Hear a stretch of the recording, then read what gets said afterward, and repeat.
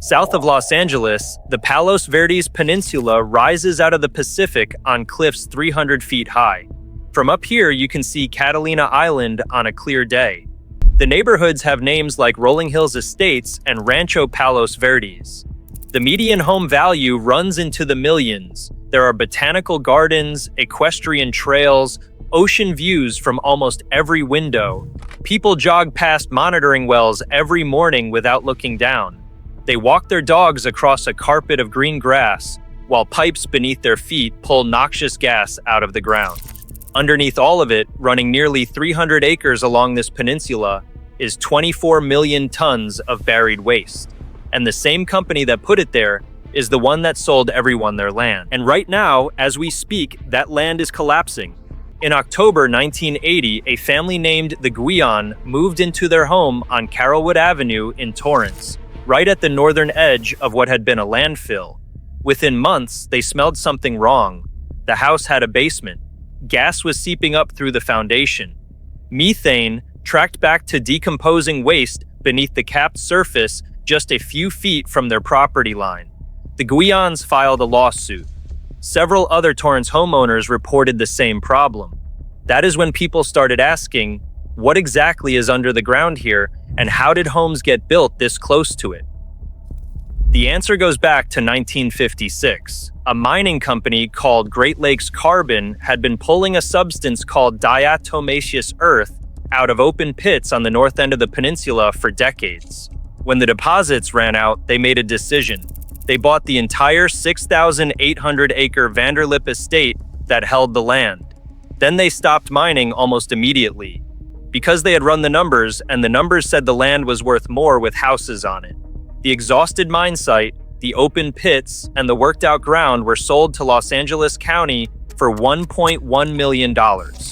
The county converted it to a sanitary landfill in 1957. Great Lakes Carbon then got on with the business of building a suburb around it. The Palos Verdes Landfill ran for 23 years. It closed on December 31st, 1980.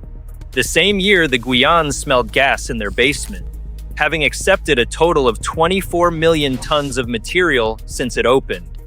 That is not just household waste. In the 1970s, as operations wound down, a county grand jury report found that toxic and liquid industrial waste had been dumped there as well. The site had no liner. Whatever went in went directly into the ground. By the time the Guions filed their lawsuit, the landfill was already surrounded by development. Homes in the Country Hills Estates neighborhood had been built just feet from the boundary. The South Coast Botanic Garden had opened on 83 acres of former landfill in 1961. Ernie Howlett Park was built on another 35 acres of the same site. People were gardening, picnicking, and playing on top of closed dump cells within years of the landfill accepting its last load. 4 years after closure, groundwater contamination was confirmed. A remediation system went in, run by the Los Angeles County Sanitation Districts. Extraction wells, monitoring equipment, and a small power plant to burn off landfill gas and generate electricity were installed. These are the pipes and wells that joggers pass each morning without notice. The Guions eventually settled their case. Other families followed, but the contamination did not stop at property lines. In 1987, the state placed the site on its toxic cleanup list. The California Department of Toxic Substances Control took on oversight. A citizens advisory board formed, made up of local residents who wanted to know what was actually in the ground and whether it was safe. What they found when a 5-year state review was published was deeply frustrating. The review concluded the site posed no threat to human health, but it had used an outdated method for calculating how gases disperse from a landfill into surrounding residential areas. A newer system called AIR-MOD had been mandated by the EPA in 2006. The state had agreed to use it. Then they found they did not have adequate weather data to feed into it, and they quietly went back to the old method. Jim Tarr, an environmental engineer and member of the Citizens Advisory Board, reviewed the report. His assessment was blunt. This document is the work of an incompetent. We do not know what the health risk is to the community. Not only do we not know, but we are being told it is fine. The state said off-site monitoring was unnecessary. The emissions data from the dump site itself were within acceptable ranges. Whether the gas was migrating into the neighborhoods surrounding the site, that question went largely unexamined. Melody Colbert, who served as secretary of that board, put it plainly. Because this is such a unique site, we need them to go above the statutory requirements. They did not. The contamination was one problem, but the buried waste was making the ground itself unstable. Water had been building up beneath the surface for decades. Pools, irrigation systems, septic fields, all of them pushing moisture into ground that had been structurally compromised by the landfill and by earlier mining. The Portuguese Bend area, on the southern end of the peninsula, sits above an ancient landslide complex that geologists believe has been shifting slowly for 250,000 years. That movement was reactivated in 1956, the year before the landfill opened, when a road construction project disturbed the geology. 140 of the 170 homes in the affected area were destroyed or displaced. The lesson was not applied broadly enough. Housing development continued, groundwater levels rose, and the land kept moving. In 2023 and 2024, back-to-back wet winters triggered something that engineers described as unprecedented. The movement accelerated beyond anything previously recorded. NASA radar data showed land moving at 4 inches per week in some stretches. By the summer of 2024, some areas were moving at 1 foot per week. In July of 2024, Southern California Gas cut service to 135 homes. On September 2nd of the same year, Governor Gavin Newsom declared a state of emergency. Power was shut off to 245 homes. The historic Wayfarers Chapel, built on the peninsula in 1951, had to be dismantled because the ground beneath it could no longer support the structure. The city of Rancho Palos Verdes, with an annual operating budget of around $39 million, had spent over $48 million responding to the landslide emergency by late 2024.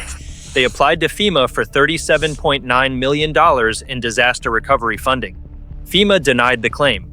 Their position was that the land was already moving before the storms. The city had known about the geological instability for decades. That made the crisis, in FEMA's view, a pre-existing condition rather than a federal disaster. Standard homeowners insurance in California does not cover earth movement. The people whose homes cracked apart, whose roads buckled, and whose utilities were cut were not covered. The FEMA buyout program that did eventually take shape was funded at $42 million for a limited number of properties. Not enough. What has been happening on the Palos Verdes Peninsula is not simply a natural disaster. The conditions that made it catastrophic were built over decades by specific decisions made by identifiable people and institutions. Great Lakes Carbon Corporation mined this peninsula, sold the depleted land to a county that turned it into an unlined dump, and then built residential neighborhoods around that dump on ground that geologists had documented as unstable since the 1950s. They sold that land to tens of thousands of people who had no reason to know any of this. By the time the Guians filed their lawsuit, the contamination was confirmed and the state placed the site on its toxic cleanup list. Great Lakes Carbon was long gone from the picture. The people who bought homes here were not reckless. They were not ignoring obvious signs. They were buying houses in one of the most beautiful places in California, on streets developed by professional engineers and architects, adjacent to a botanical garden, in neighborhoods presented as finished, livable, and safe. The information they needed to make a different decision was not available to them. As of 2025, land movement on the peninsula has slowed, following around-the-clock operation of dewatering wells. Some gas and electricity service has been restored. The city is exploring whether to convert part of Palos Verdes Drive south into a toll road to fund maintenance of roads in the landslide area. The total cost of stabilizing this ground, if it can be stabilized, is not yet known. The landfill is still there. The pipes are still pulling gas out of the ground. The groundwater monitoring wells are still being tested on a regular schedule. The contamination that was confirmed in the mid-1980s has not gone away. It has been managed, which is a different thing. In environmental remediation, there is a phrase called contained in place. It means the hazard has not been removed. It has been surrounded, monitored, and prevented from spreading further. Much of the Palos Verdes landfill is managed on that basis. If you visit the peninsula today, you will still see the joggers passing the monitoring wells painted green to blend in with the grass. You will see the South Coast Botanic Garden getting 500,000 visitors a year who walk over 83 acres of former landfill. You will see the extracted gas being burned off at a small power plant while families live in homes a few hundred feet away. 24 million tons of buried waste lie beneath some of the most expensive real estate in California, in a county that has been spending tens of millions of dollars trying to stop the ground from sliding into the ocean. And the executives of Great Lakes Carbon Corporation, if any are still alive, are not thinking about this place at all. Thanks for watching. Don't forget to subscribe for more abandonment documentaries from across America.